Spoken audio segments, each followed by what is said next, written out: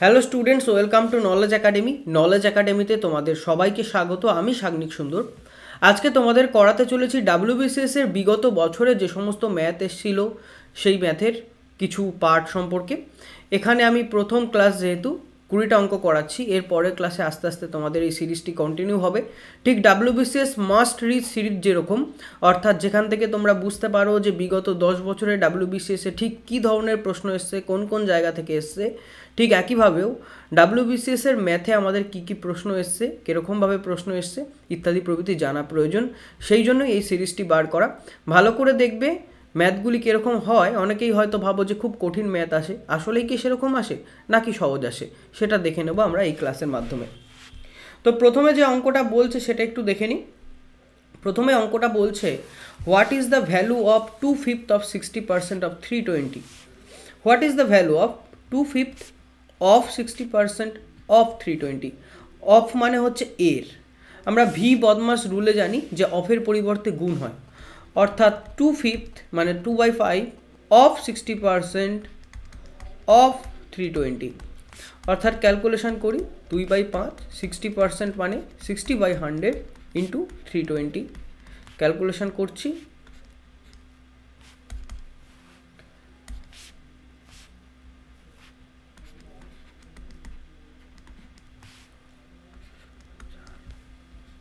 $76.8 হচ্ছে আমাদের correct answer. বোঝা গেল। নেক্সট অঙ্কটা দেখি। The difference of the ages of Riju and Rivu is 12 years. Riju আর রিভুর বয়সের পার্থক্য কত? 12 বছর। তাদের বয়সের অনুপাত 3:5। তাহলে রিভুর বয়স কত? তাহলে রিজু আর রিভুর বয়সের অনুপাত 3:5। একজনের বয়স 3x হলে আর একজনের বয়স 5x, তার মানে এদের বয়সের ডিফারেন্স কত? 2x। এই 2x মানে বলে দিয়েছে 12 বছর, তার মানে x এর ভ্যালু কত? 6 বছর। তাহলে রিভুর বয়স আমরা কত ধরেছিলাম? 5x বছর। অর্থাৎ রিভুর বয়স কত? 5x মানে 5 গুণ 6 30 বছর। একদম সিম্পল অঙ্ক, দেখতেই পাচ্ছ। তাহলে বুঝতে পারছো ডাব্লিউবিসিএসে কী ধরনের অঙ্ক আসে। এর পরের প্রশ্নে আমরা চলে যাই। Average of 5 numbers is 50। খুব ভালো অঙ্ক, এটা খুব ভালো অঙ্ক, এভারেজের অঙ্ক। 5টা নাম্বারের এভারেজ হচ্ছে 50, অর্থাৎ গড় হচ্ছে 50। যদি প্রতিটা সংখ্যাকে 2 দিয়ে গুণ করা হয় তাহলে তাদের নতুন এভারেজ বার করো। যদি প্রতিটা সংখ্যাকে 2 দিয়ে গুণ করা হয় তাহলে তাদের নতুন এভারেজ বার করো। এটা একটা কনসেপ্ট, এটা একটা শর্টকাট আছে। শর্টকাটটা কি? আগে শর্টকাটটা শেখার আগে আমরা একটু ব্রডকাটে দেখে যাই, তারপর শিখবো, কারণ আগে বলে দিলে তোমরা শিখবে না। দেখো এখানটায় x1 x2 এই করে করে x5 5টা নাম্বার আছে, তাদের গড় কত বলেছে? 50। তাহলে তাদের টোটাল কত? 50 গুণ 5। তাদের গড় 50 মানে টোটাল হচ্ছে 50 গুণ 5, তাহলে 250। এবার কি বলা হচ্ছে? যখন 2 গুণ করা হচ্ছে প্রতিটার সাথে, অর্থাৎ 2x1 2x2 এরকম করে করে করে করে 2x5 অবধি চলছে। তাহলে ভালো করে দেখো, আমি যদি 2 কমন নিয়ে নিই তাহলে পড়ে থাকছে x1 plus x2 plus dot dot x5।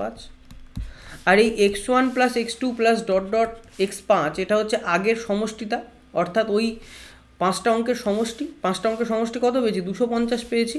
তাহলে আমি লিখতে পারি 2 ইন্টু 250 অর্থাৎ 500। অর্থাৎ দেখতে পাচ্ছি যে যখন তাদের সঙ্গে 2 গুণ করা হলো তখন তাদের নতুন সমষ্টিটা কত হলো? 500। অর্থাৎ আগে যা সমষ্টি ছিল তার 2 গুণ হয়ে গেল। তাহলে নতুন এভারেজটা কত হবে? না, যেটা সমষ্টি বাই যতগুলো সংখ্যা আছে। কটা সংখ্যা আছে? 5টা সংখ্যা আছে, অর্থাৎ 500/5 100। তাহলে শর্টকাটটা কি? শর্টকাট হচ্ছে, এটা মনে রাখবে যে যখন সংখ্যাগুলোর সাথে কোনো কিছু গুণ করা বলে থাকবে, অর্থাৎ প্রতিটি সংখ্যার সঙ্গে এখানে যেমন 2 গুণ করা হচ্ছে, তাহলে তার নতুন এভারেজটা আগের এভারেজের থেকে 2 বেড়ে গুণ হবে।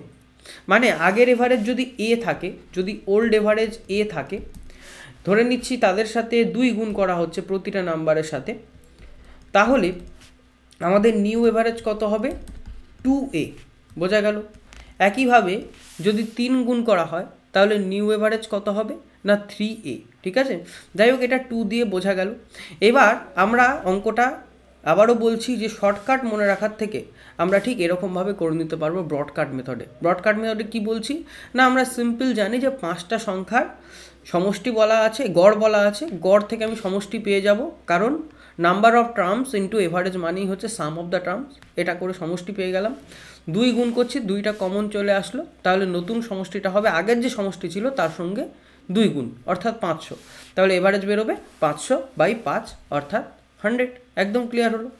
যাই হোক, এর পরের অঙ্কটা ভালো অঙ্ক, স্পিড অ্যান্ড স্ট্রিমের অঙ্ক, বোট অ্যান্ড স্ট্রিমের অঙ্ক। একটা বোট ডাউন স্ট্রিম, মনে রাখবে ডাউন স্ট্রিম মানে হচ্ছে স্রোতের দিকে, আর আপস্ট্রিম মানে হচ্ছে স্রোতের উল্টো দিকে। তাহলে একটা বোট ডাউন স্ট্রিমে 35 কিলোমিটার/আওয়ার স্পিডে যায়, আর আপ স্ট্রিমে যায় 17 কিলোমিটার/আওয়ার স্পিডে। তাহলে সেই স্ট্রিমের স্পিড বা স্রোতের স্পিড বার করো। অর্থাৎ ডাউন স্ট্রিম মানে কি স্রোতের দিকে, স্রোতের দিকে যখন যাবে তখন নিশ্চয়ই বোটটি জোরে যাবে। কেন? কারণ বোটের স্পিডও তো থাকবে, তার সঙ্গে স্রোতের স্পিডও বোটকে সাহায্য করবে জোরে যেতে। কিন্তু আপস্ট্রিমে যখন যাবে অর্থাৎ স্রোতের বিপরীতে যখন যাবে তখন বোটটি স্বাভাবিকই কম স্পিডে যাবে, কারণ স্রোত যাচ্ছে উল্টো দিকে, বোট যাচ্ছে উল্টো দিকে, দুটো অপোজিট সাইডের স্পিড সাধারণত কমবেই। তো যাই হোক, আমাদের এটা মূল গল্প না, আমাদের গল্প হচ্ছে যে আমরা বোট অ্যান্ড স্ট্রিমের অঙ্কে জানি যে যখন ডাউন স্ট্রিম আর আপস্ট্রিম বলা থাকে, এখান থেকে যদি বোটের স্ট্রিম বার করতে দেয়, বোটের স্পিড বার করতে দেয়, তাহলে তার ফর্মুলাটা হয় downstream plus upstream by 2। আবার যদি স্ট্রিমের স্পিড বা স্রোতের স্পিড বার করতে দেয় তখন তার ফর্মুলাটা হয় downstream minus upstream by 2। আমাদের এখানে স্ট্রিমের স্পিড বা স্রোতের স্পিড বার করতে দিয়েছে, তাহলে ফর্মুলাটা হয়ে যাবে 35 মাইনাস 17/2, 18/2, দ্যাট মিনস 9 কিলোমিটার/আওয়ার। বোঝা গেল? যাই হোক, এর পরের প্রশ্নে আমরা চলে যাই। কি বলছে? এটাও খুব ভালো প্রশ্ন নাম্বার সিস্টেমের। Difference between the square of 2 natural numbers is 19। খুব ভালোভাবে দেখো, দুটো ন্যাচারাল নাম্বারস আছে, দুটো প্রাকৃতিক সংখ্যা আছে। প্রাকৃতিক সংখ্যা 1 থেকে শুরু হয়, 1 থেকে শুরু হয়ে ইনফিনিটি অবধি চলে, 1 2 3 4 এরকমভাবে চলে। তাহলে বলছে যে find the some of the square of this number. তাহলে তুমি ওই নাম্বারগুলোর যে স্কোয়ার হবে তার যোগফল বার করো। অর্থাৎ কি বলছে, একটা সংখ্যা যদি এ হয় আর একটা সংখ্যা যদি বি হয়, তাহলে এখানে কি বলা আছে? বলা আছে যে A square minus B square equal to 19। A square minus B স্কোয়ারে আমরা ফর্মুলা জানি A plus B into A minus B. এবার দেখো, 19 হচ্ছে মৌলিক সংখ্যা। 19 কোনো কিছু গুণ করে 19 পাবে? কোনো দুটো সংখ্যা গুণ করে না, কেবলমাত্র 19 আর 1 গুণ করেই তুমি 19 পাবে। তাছাড়া আমি আর কিছু গুণ করে কিন্তু 19কে পাবো না, 19 আর 1 গুণ করেই 19 পাবো। অর্থাৎ আমি বলতে পারি এখানে এমন দুটো সংখ্যা আছে, এ আর বি এমন দুটো সংখ্যা যাদের যোগফল হয়ে যাচ্ছে 19, যাদের বিয়োগফল হয়ে যাচ্ছে 1। কারণ যোগফলটা 19 হবে আর বিয়োগফল 1 হবে, এই দুটো গুণ করলেই 19 পাবো। কারণ 19 তো মৌলিক সংখ্যা, 19 প্রাইম নাম্বার। প্রাইম নাম্বার কাকে বলে? না, যে সংখ্যা সেই সংখ্যা ছাড়া অন্য কোনো কিছু দিয়ে ভাগ যায় না তাকে বলি প্রাইম নাম্বার। যেমন 2 ছাড়াই আর কোনো কিছু দিয়ে ভাগ যায় না। যেমন 3 ছাড়া আর কোনো কিছু দিয়ে ভাগ যায় না, আর 1 দিয়ে ভাগ যায়, 1 এবং সেই সংখ্যা ছাড়া অন্য কিছু দিয়ে যে ভাগ যায় না তাকে বলা হয় প্রাইম নাম্বার। তো যাই হোক, এখান থেকে আমি দেখে বুঝতে পারছি যে ওই এ আর বি এমন দুটি সংখ্যা যে দুটি সংখ্যার যোগফল হবে 19, যে দুটি সংখ্যার বিয়োগফল হবে 1। তাহলে বলো কোন দুটি সংখ্যার যোগফল 19, কোন দুটি সংখ্যার বিয়োগফল 1? না, 9 আর 10 যদি যোগ করি তাহলে তাদের যোগফল হবে 19, আর 9 আর 10 যদি বিয়োগ করি তাদের বিয়োগফল হবে 1। আমি এখান থেকে বলে নিতে পারছি যে এ হচ্ছে 10 আর বি হচ্ছে 9। কিভাবে? না, ট্রায়াল অ্যান্ড এরর করে বুঝে গেলাম। আমি দেখলাম যে এমন দুটি সংখ্যা পাবো যাদের যোগফল পাবো 19, যাদের বিয়োগফল পাবো 1। তাহলে কাদের যোগফল 19 হয়? না, 10 আর 9 আগে প্রথমে মাথায় আসলো। তাহলে আমি চেক করে নিই 10 আর 9 বিয়োগফল কি 1 হচ্ছে? হ্যাঁ, বিয়োগফল 1 হচ্ছে। তাহলে এ মানে 10, বি মানে 9। এবার কি চেয়েছে এদের যে স্কোয়ারের যোগফল। তাহলে 10-এর স্কোয়ার প্লাস 9-এর স্কোয়ার। 10-এর স্কোয়ার মানে 100 আর 9-এর স্কোয়ার মানে 81, অর্থাৎ 181 হচ্ছে সঠিক উত্তর। বোঝা গেল? তার পরের প্রশ্নটা দেখো, a circular wire of radius 42 centimetre is cut. ঠিক আছে, একটা গোল ওয়্যার আছে, একটা গোল তার আছে যার রেডিয়াসটা হচ্ছে 42 সেন্টিমিটার, যার ব্যাসার্ধ হচ্ছে 42 সেন্টিমিটার। সেটাকে কাটা হয়েছে এবং সেটাকে বাঁকানো হয়েছে। কীরকম ফর্মে বাঁকানো হয়েছে? না, গোল যে তারটা ছিল সেটাকে বাঁকিয়ে বা সেটাকে রিফর্ম করে আলটিমেটলি রেক্ট্যাঙ্গেল বানানো হয়েছে। Whose sides are in the ratio 6:5। রেক্ট্যাঙ্গেলের সাইডটা কোন রেশিওয়ে আছে? 6:5 রেশিওয়ে আছে। 6টা দৈর্ঘ্য হবে আর 5টা হবে প্রস্থ। ঠিক আছে, কারণ দৈর্ঘ্য সবসময় বেশি হয়। Find the smaller side of the rectangle. তাহলে সেই রেক্ট্যাঙ্গেলের সব থেকে ছোটো সাইডটা কত সেটা তুমি বার করো। তা আমাদের কোনো অসুবিধা নেই, ভালো করে দেখো। একটা জিনিস মনে রাখবে, যখন একটা জিনিসকে রিফর্ম করে বা রিশেপ করে অন্য একটি জিনিস তৈরি করা হয় তখন দুজনের কী সেম থাকে? দুজনের পরিসীমা বা পেরিমিটার সেম থাকে। কী সেম থাকে বললাম? পরিসীমা বা পেরিমিটার সেম থাকে। তাহলে আমাদের আগে জানতে হবে যে সার্কুলার ওয়্যার যেটা ছিল তার পেরিমিটার কত ছিল।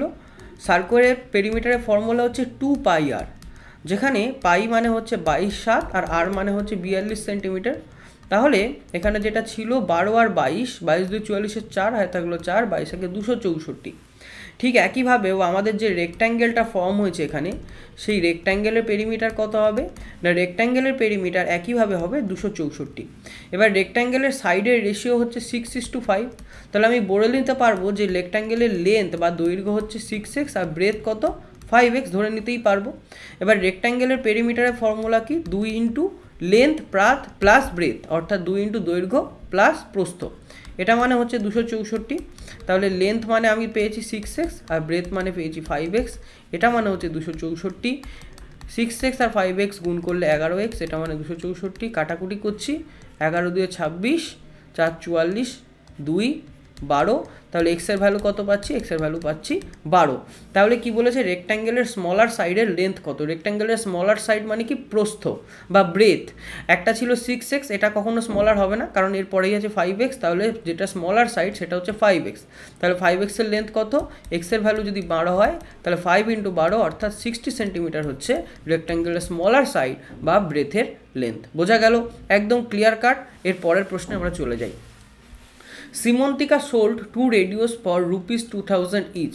সিমন্তিকা দুটো রেডিও বিক্রি করছে 2000 টাকা করে প্রতিটার দাম, অর্থাৎ প্রতিটা 2000 করে বিক্রি করছে। অন ওয়ান একটা বিক্রি করে সে 16% লাভ করেছে, আর একটায় সে 16% লস করেছে।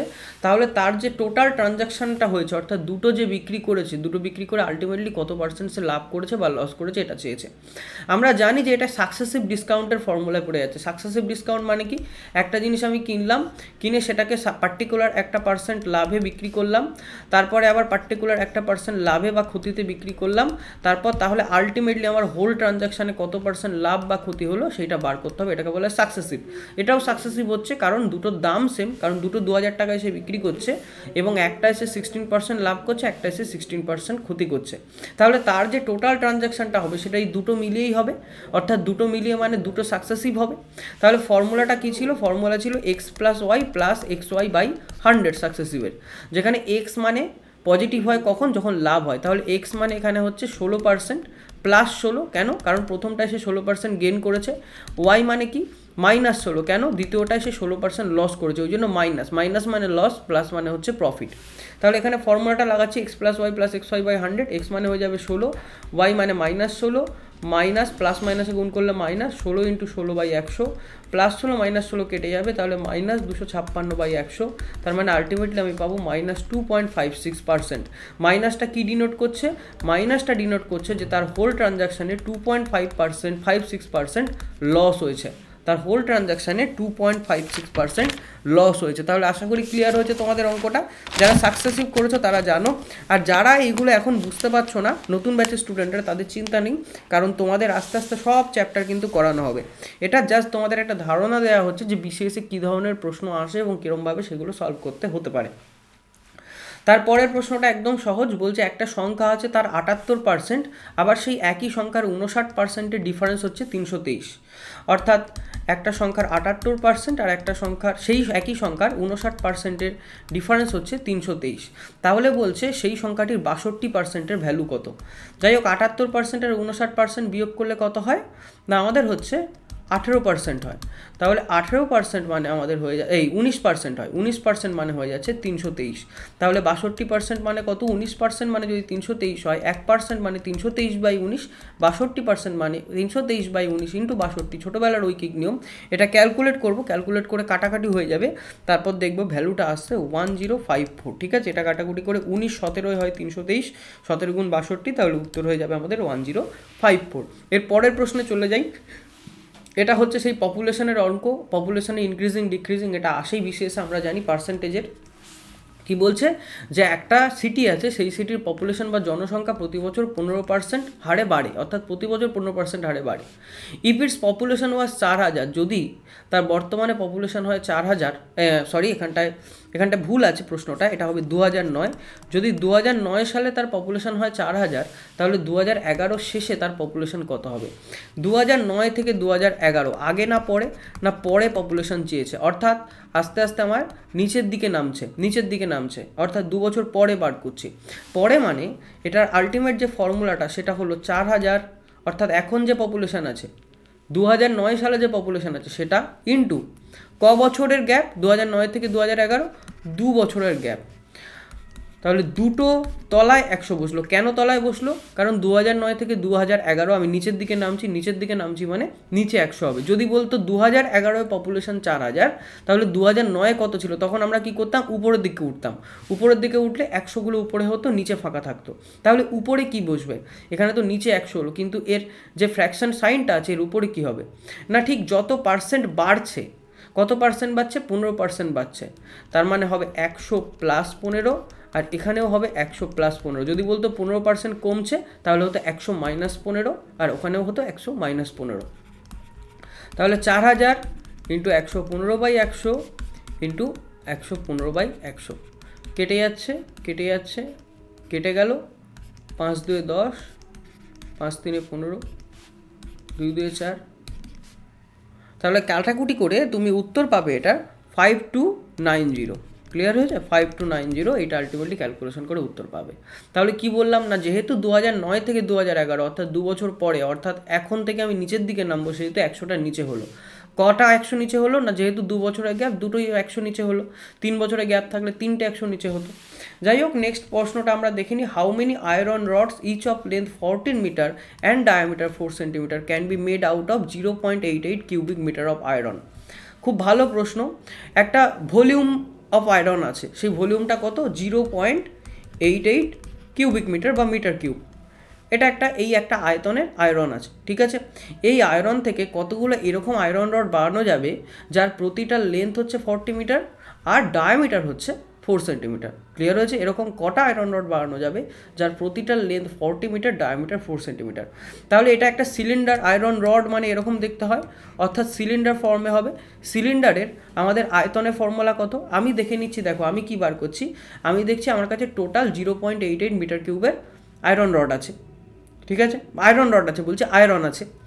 এবার আমি দেখবো একটা আয়রন রডের ভলিউম কত। ধরো একটা আয়রন রডের ভলিউম হচ্ছে 2 কিউবিক মিটার, আমার কাছে আছে 4 কিউবিক মিটার। তাহলে আমি কটা আয়রন রড বাড়াতে পারবো? 4/2, দুটো আয়রন রড বানাতে পারবো। তা আয়রন রডের ভলিউম বার করার জন্য আগে আমাদের এই ফর্মুলাটা লাগবে, পাই আর স্কোয়ার এইচ। এটা হচ্ছে সিলিন্ডারের ভলিউমের ফর্মুলা। আর মানে কি? আর মানে হচ্ছে সিলিন্ডারের রেডিয়াস। তাহলে এখানে রেডিয়াস কত বলেছে? রেডিয়াস বলেনি, এখানে ডায়ামিটার বলে দিয়েছে, ব্যাস বলে দিয়েছে 4 সেন্টিমিটার। ব্যাসকে যদি 2 দিয়ে ভাগ করি তাহলে আমাদের কি বেরোয়? রেডিয়াস বেরোয়। তাহলে রেডিয়াস কত? 2 সেন্টিমিটার। 2 সেন্টিমিটার মানে কত মিটার? 0.02 মিটার। কেন মিটার করলাম? কারণ বাদবাকি যে সমস্ত ইউনিট দেওয়া আছে সেগুলো সব মিটারেই দেওয়া আছে, যেমন কিউবিক মিটার, আবার লেন্থটাও দেওয়া আছে মিটারে। লেন্থ মানে হচ্ছে হাইট, লেন্থ আর হাইট সেম সিলিন্ডারে। তাহলে লেন্থ কত? লেন্থ হচ্ছে 14 মিটার। তাহলে এর ভলিউম কত বেরোবে? ভলিউম অফ ওয়ান রড, একটা রডের ভলিউম কত বেরোবে সেটা হচ্ছে pi, that means 22/7, R square, that means 0.02 এর whole square, into H. H মানে কত? 14। কাটাকুটি হচ্ছে, তাহলে হবে 22। এই 2 আর 2 এর স্কোয়ার যখন হয়ে যাবে 4 চলে আসবে। 22 ইন্টু 8, 8/22 কত হয়? 8 2 16 6, 8 2 16 176। এখানে যেহেতু দশমিকের ভিতরে দুটো ঘর পর দশমিক আছে, তাহলে এইটা যখন স্কোয়ার হয়ে বাইরে বেরিয়ে আসবে 4টে ঘর আগে হবে দশমিক, তাহলে 0.016 মিটার কিউব। এটা হবে volume of one iron rod. Clear হয়েছে? তাহলে এরকমভাবে টোটাল কতগুলো আয়রন রড বানানো যাবে বা নাম্বার অফ আয়রন রডস কতগুলো হবে সেটা হচ্ছে 0.016 বাই 0.016 বলছি, নাম্বার অফ আয়রন রডস হবে টোটাল যে আয়রন রডের ভলিউম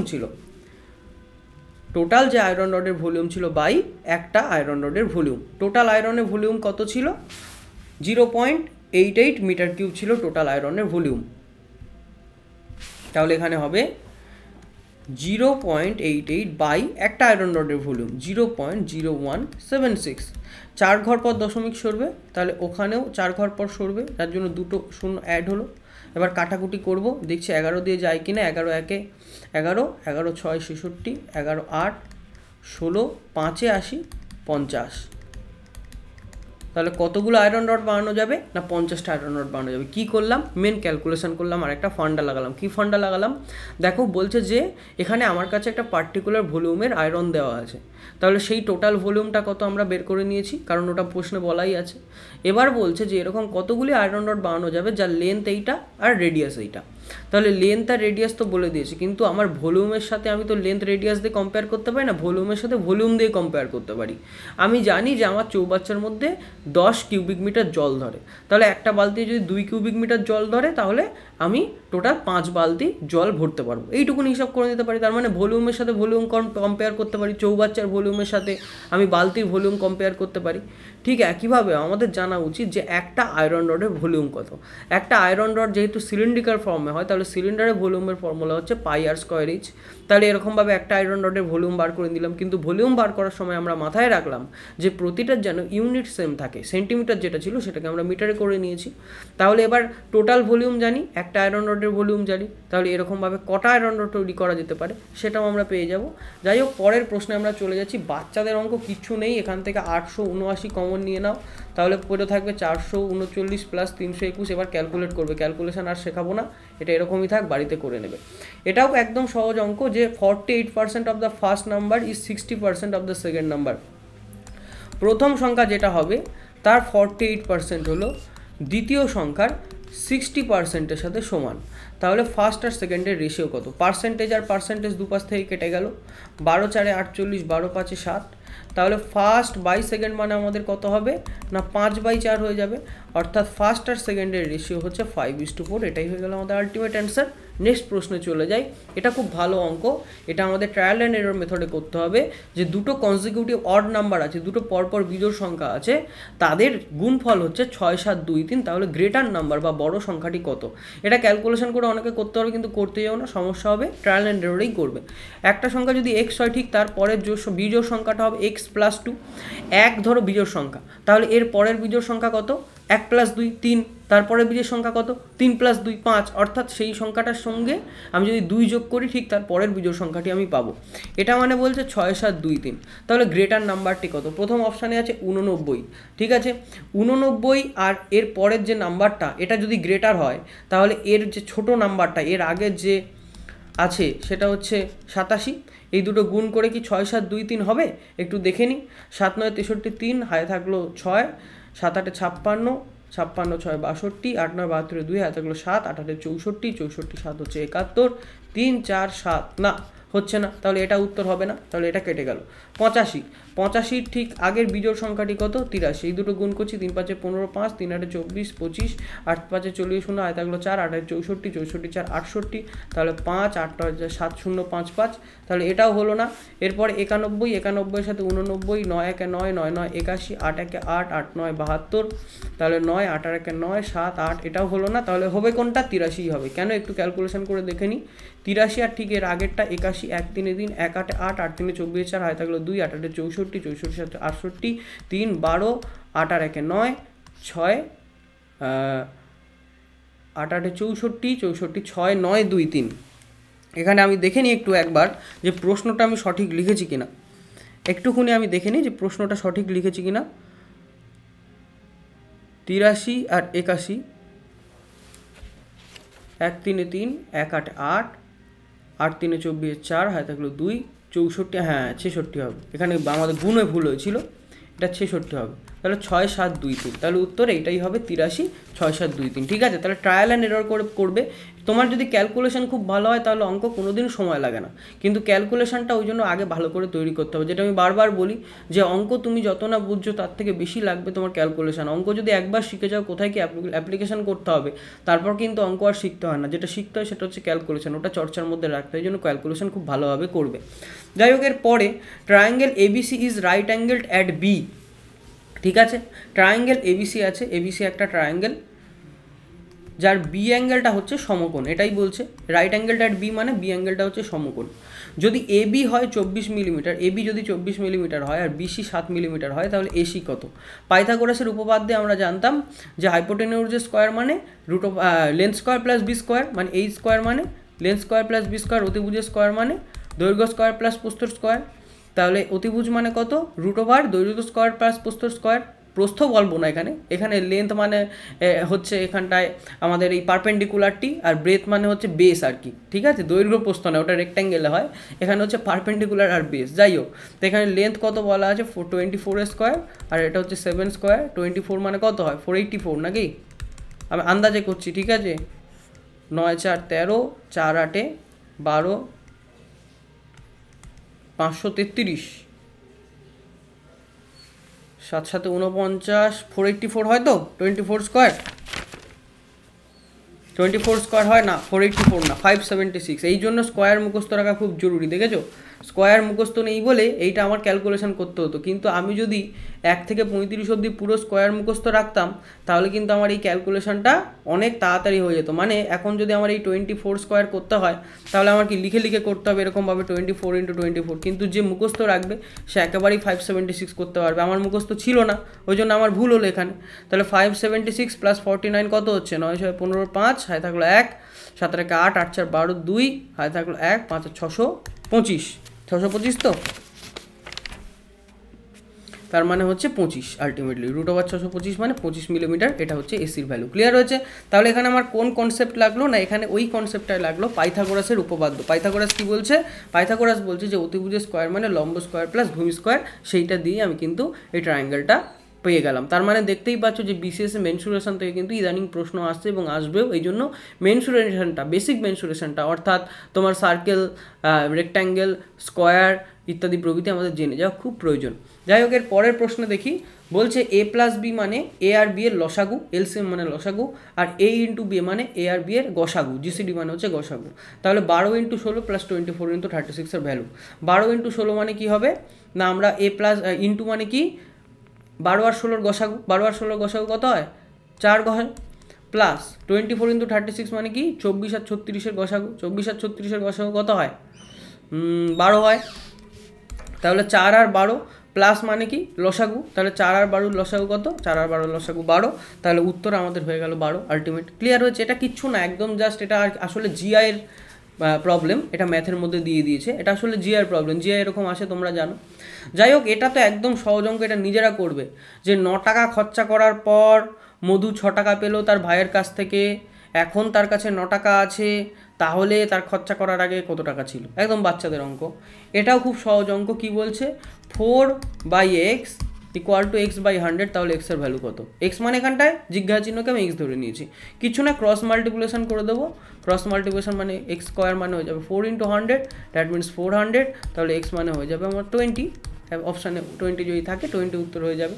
এর পরের প্রশ্নটা দেখো, এটাও খুব ভালো অঙ্ক, কনসেপচুয়াল অঙ্ক, যে বর্তমানে 3টে ব্যক্তির বয়সের সমষ্টি হচ্ছে 73 বছর, 10 বছর পর তাদের বয়সের সমষ্টি কত হবে? 10 বছর পর 73 + 10 হবে কি না, 73 + 3 × 10 হবে। কেন 3 × 10 হবে? কারণ একজনের বয়স 10 করে বাড়ছে, তাহলে 3 জনের বয়স 10 বছর পর টোটাল কত বাড়বে, 3 জনের বয়স 10 বছর পর টোটাল 30 বাড়বে, ঠিক আছে। সাপোজ যদি বলি, ধরো আমার বয়স এখন 5, আমার ভাইয়ের বয়সও এখন 5, তাহলে আজ থেকে 2 বছর পর আমাদের বয়সের সমষ্টি কত হবে? এখন যদি 10 থাকে বয়সের সমষ্টি কি 12 হবে, 2 বাড়বে না, বয়সের সমষ্টি 4 বাড়বে, কারণ প্রত্যেকে 2 করে বছর বাড়ছে, তাহলে দুজনের টোটাল 2 × 2 4 বছর বাড়বে। ঠিক একইভাবে এখানে 10 বছর পর প্রত্যেকে 10 করে বছর বাড়ছে, তাহলে 3 জনের টোটাল কত বাড়বে, বয়স 30 বাড়বে, তাহলে 73 + 30 অর্থাৎ 103 বছর হবে 10 বছর পর তাদের টোটাল এজ। এটাও খুব ইম্পর্টেন্ট অঙ্ক, যে টোটাল 5 লাখটা ভোট দেওয়া হয়েছিল, পোল করা হয়েছিল, তার মধ্যে 8000 ভোট ক্যান্সেলড হয়েছে, তাহলে ভ্যালিড ভোট কত, 5 লাখের সঙ্গে 8000 বিয়োগ দিলে যত, অর্থাৎ 4,92,000 হচ্ছে ভ্যালিড ভোট, ঠিক আছে, ক্যান্সেল হয়ে গেছে 8000, তাহলে ভ্যালিড ভোট 4,92,000। এবার বলছে একটা পার্টি যদি ভ্যালিড ভোটের 60% রিসিভ করে, ভ্যালিড ভোটের যদি 60% রিসিভ করে, তাহলে আদার পার্টি ভ্যালিড ভোটের কতটা রিসিভ করেছে। একটা পার্টি যদি 60% রিসিভ করে, আরেকটা পার্টি কত পার্সেন্ট করবে, 40% করবে, তাহলে আরেকটা পার্টি ভ্যালিড ভোটে কটা ভোট পেয়েছে না, যেটা ভ্যালিড ভোট 4,92,000, তার 40% ভোট পেয়েছে। কাটাকুটি করে দিচ্ছি, করে যেটা অ্যান্সার হবে 4 2 8, 4 9 36 6, আর থাকলো 3 4 4 16 19, 1,96,800, এই ভোটটি পাবে আদার পার্টি। ক্লিয়ার হয়েছে? এর পরের প্রশ্নে চলে যাই।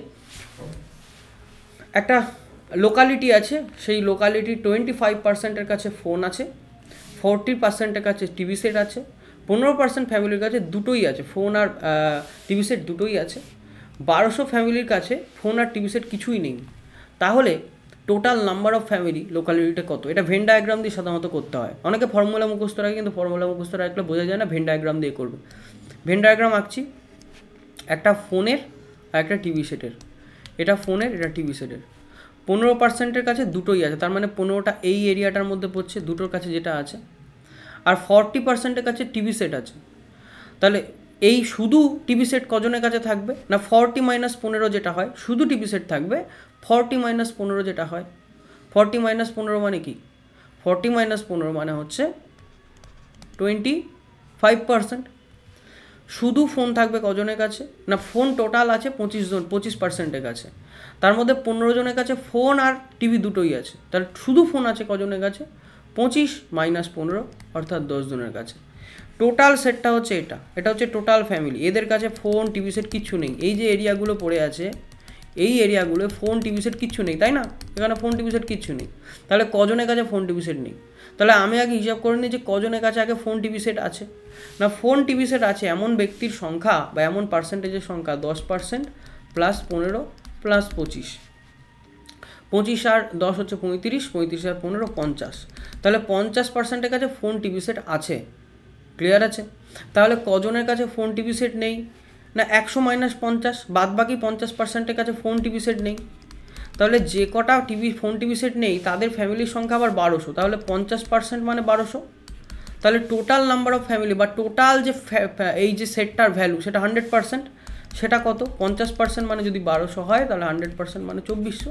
একদম সিম্পল। কী করলাম দেখো, এটা বুঝে বুঝে করতে হয়, ভালো করে শেখো।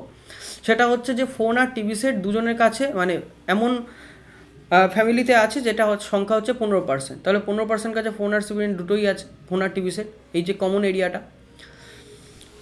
ফোন আছে 25%-এর কাছে, তাহলে শুধু ফোন আছে কজনের কাছে? 25 - 15 10 জনের কাছে। এদের কাছে শুধু ফোন আছে, ফোন ছাড়া কিচ্ছু নেই। বোঝা গেল? টিভি সেট আছে 40%-এর কাছে, তাহলে শুধু টিভি সেট আছে কজনের কাছে? 40 - 15 25%-এর কাছে।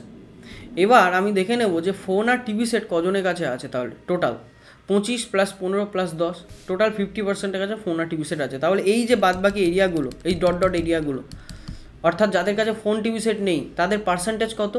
টোটাল 100%। 100 থেকে 50 বাদ দিলে 50 হয়, তাহলে তাদের পার্সেন্টেজও 50। তাহলে 50% মানে 1200টা ফ্যামিলি। কেন? এটা প্রশ্নে বলা আছে যে 1200টা ফ্যামিলির কাছে ফোনও নেই, টিভি সেটও নেই। তাহলে 50% মানে 1200টা ফ্যামিলি। তাহলে টোটাল ফ্যামিলি বা 100% মানে কত?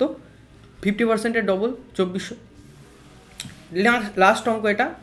আমার কাছে 5 পয়সা আছে, 10 পয়সা, 3টে 10 পয়সা আছে, 5টা 25 পয়সা আছে। ঠিক আছে, 5টা 25 পয়সা আছে। আমি যদি 1 টাকা 45 পয়সার একটা পোস্টের চার্জ দিতে চাই, তাহলে আমার কত কম সংখ্যক স্ট্যাম্প কিনতে হবে? এটা মাথার বুদ্ধি খাটিয়ে কাজ করতে হবে। প্রথমে আমরা বের করে নিই যে 1 টাকা 45 পয়সা মানে কত পয়সা?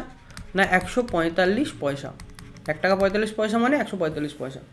তাহলে আমার সব থেকে কম সংখ্যক স্ট্যাম্প ইউজ করতে হবে বলেছে। তাহলে আমি আগে আমার সব থেকে বেশি দামের স্ট্যাম্পগুলো কিনি। আমাকে সব থেকে বেশি দামের কটা স্ট্যাম্প আছে? না 5টা 25 পয়সার স্ট্যাম্প আছে। তাহলে 5টা 25 পয়সার স্ট্যাম্প মিলে টোটাল কত টাকা স্ট্যাম্প কিনলাম? 125 পয়সা। তাহলে বাকি থাকলো কত পয়সা? 145 থেকে 125 বিয়োগ দিলে পড়ে থাকছে আমার 20 পয়সা। তাহলে 20 পয়সার মধ্যে আমি দুটো 10 পয়সার কিনতে পারবো। আমার কাছে 3টে 10 পয়সা আছে, দুটো 10 পয়সার কিনছি। তাহলে কত হয়ে গেল? 20 পয়সা। তাহলে টোটাল করে কত হয়ে যাচ্ছে? 145 পয়সা।